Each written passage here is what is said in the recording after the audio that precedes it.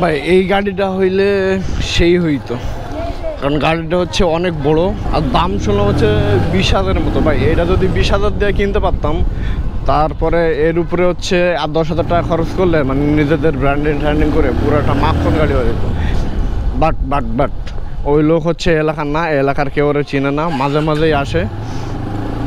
এখন তো আরেকটা জায়গায় পাইছি, যেটা হচ্ছে আপনার ফুডকার্ট সহ মানে আনুষঙ্গিক যেসব জিনিসপত্র আছে সবই একসাথে সেল দিবে। তো ওইটা হইলেও বেটার হয়, যে তাহলে আমাদের আবার নতুন করে আবার কেনা লাগবে না। এখন ওই জায়গায় যাইতেছি, কিন্তু জায়গাটা অনেক দূর ভাই। আর ছবিতে যা দেখলাম যে ফুডকার্টটা মোটামুটি বড়ই আছে, মানে আমাদের যেমন লাগবে ওরকমই আছে। তো যদি হয় ওইটাও নিয়ে নিতে পারি, অথবা আরও 1-2 দিন খোঁজা লাগবে। আবার পুরাতন ফুডকার্ট কিনলে আবার একটা ঝামেলা আছে, যে হচ্ছে এটাতে নিজেদের ব্র্যান্ডিং করা বা হচ্ছে কাস্টমাইজ করা অনেক খরচ। তো আলটিমেটলি দেখা যাক, যদি দামে দরে হয় তাহলে নিব, না হলে তো নাই, না হলে এইটার জন্যই অপেক্ষা করতে হবে। এই যেটা না চাইতেছিলাম, এই লোকটারে পাইলে এই ফুডকার্টটাই নিয়ে নিতাম, তাইলে আর আমাদের মানে এত ইয়া করা লাগতো না। এইটা জাস্ট কাস্টমাইজ করে নিতাম নিজেদের মতো একবারে, তাহলে জিনিসটা সুন্দর হয়ে যেত। মানে আমরা চাইতেছি কি, যে একটা ইউনিক কিছু, মানে যাতে ইউনিক কিছু বানাইছে, যাতে মানুষ দেখলেই অ্যাট্রাক্ট হয়, যেটা একটা ফুডকার্ট, এটাতে যাওয়া উচিত। তখন কী করে, এখন যাইতে হবে পুরান ঢাকা, বহুত দূর ভাই। টাইম দেখাচ্ছে 41 মিনিটের মতো। তো 41 মিনিট যাইতে, 41 মিনিট 41 মিনিট, 5:30। তো টোটাল 2 ঘন্টার একটা ব্যাপার। 5:30 বাজে, 7:30টার মধ্যে আশা করি আইসা যাব, না হলে কালকে আবার বেরোইতে হবে, এই আর কি।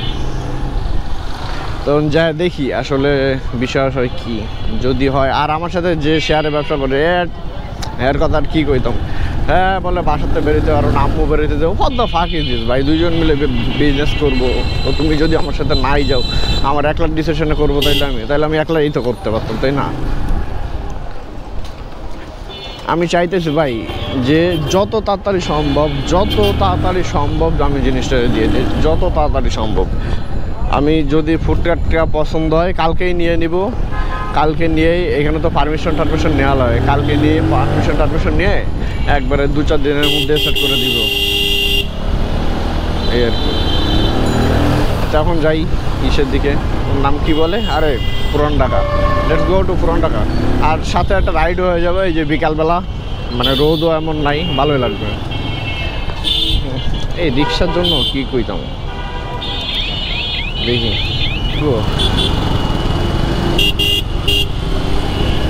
আবার একটা ভয় দেখায়।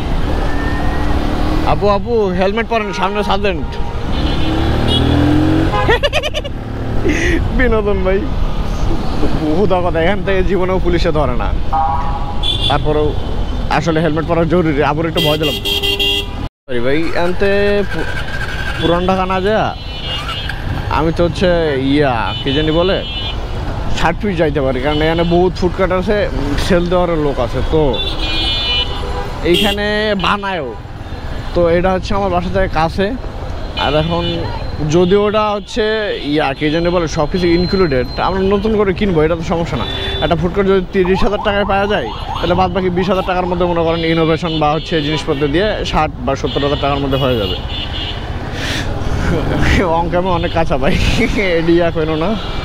তো আগে 60 ফিট যেয়ে দেখি যে ভাই ফুডকার্ট কেউ সেল দেয় নাকি, আর না হইলে নাকি পুরান ঢাকা যাবো। আমি তো পুরো কনফিউজ ভাই, আমার মানে সাথে হয় থাকলে ডিসিশন, মানে 2 জনে যেহেতু করতেছি, তো সাথে আরেকজন থাকলে ডিসিশন নিতে একটু সুবিধা হয়।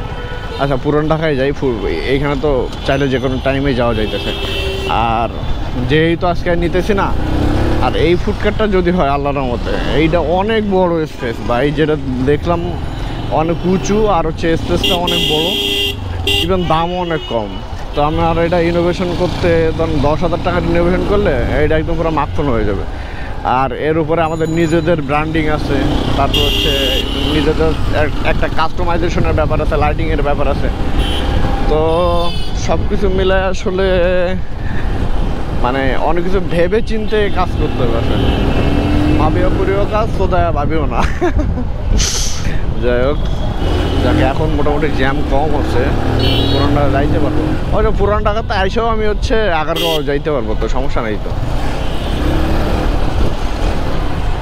তাইলে হচ্ছে প্যারা কি এর।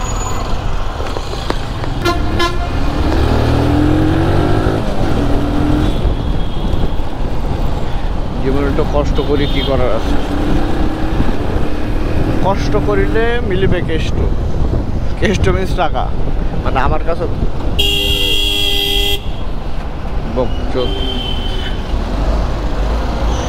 একটা দুঃখের কথা বলি ভাই। আগের দিন আমি আমার একটা ফ্রেন্ডের সাথে 1 বছর পরে মিট করছি, পুরো 1 বছর পরে মিট করছি। তো আমি ওই দিন ব্লগ বানাইছি হেরানিয়া, এই ব্লগ মানে ওই পুরা ভিডিও, ওই পুরো ফোল্ডার ধরে ডিলিট হয়ে গেছে কি হারাই গেছে, আমি ওইটা কোথাও খুঁজেই পাই নাই, ইভেন রিকভারও করতে পারিনি। কি যে খারাপ লাগছিল ভাই। ও পরে আরেকটা কাহিনী বলি, আমি এসে যদি খুলে নিয়ে গেছিলাম যে ভাই রিকভার করতে পারো নাকি, ঠিক আছে। তো বললো যে এটা হবে না, ঠিক আছে। এখন বাসায় এসে এসএসডি লাগাইলাম, পরে দেখি ভাই পিসি ওপেন হচ্ছে না, মানে সিপি ওপেন হয়, মনিটরের লাইন আসে না, মাউসের লাইন আসে না, কিবোর্ডের লাইন আসে না। আল্লাহ, কি যে একটা প্যারা। আমার জীবনটাই মনে হয় এমন ভাই, খালি প্যারার মধ্যে প্যারা আর প্যারা। যাই তো, এখন যাইতেছি হচ্ছে পুরান ঢাকা। এক্স্যাক্টলি লোকেশন যা দেখলাম পুরান ঢাকা না, মেবি।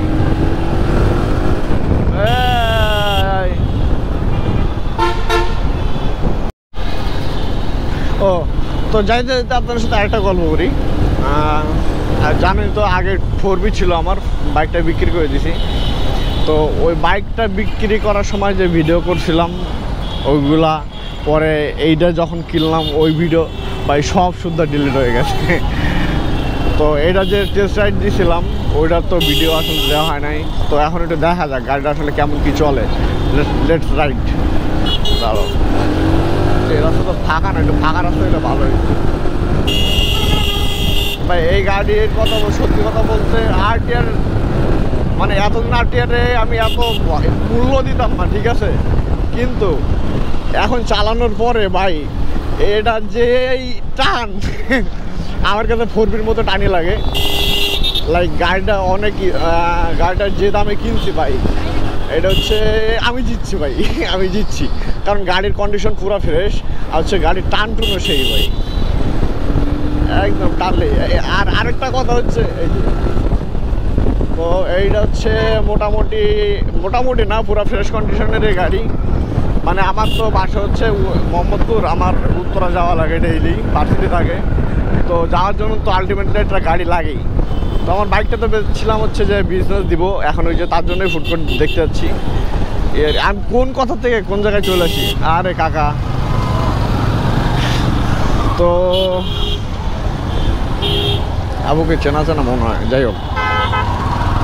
তো যাকে তার টান দিয়ে দেখা যাক কেমন চলে ভাই। এই গাড়িটা হচ্ছে টান দিলেই উড়ে, দেখেন টান দিতেছি উঠতেছে পুরাই।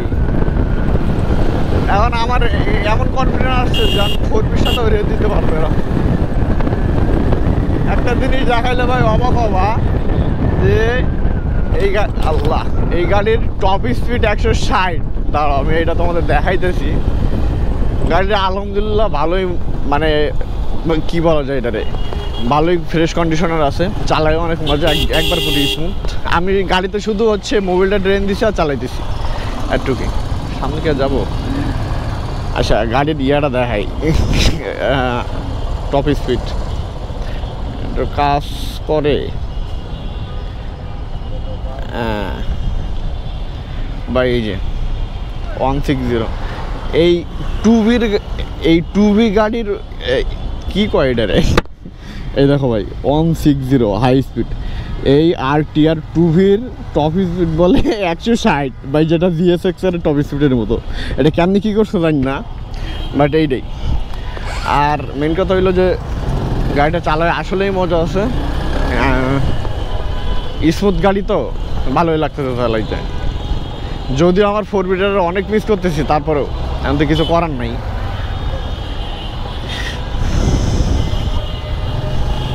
তো যাই দেখি, পুলিশ ধরলে আমার কাছে গাড়ি তো নাম ট্রান্সফার করা না। হ্যাঁ, চলে আসছি।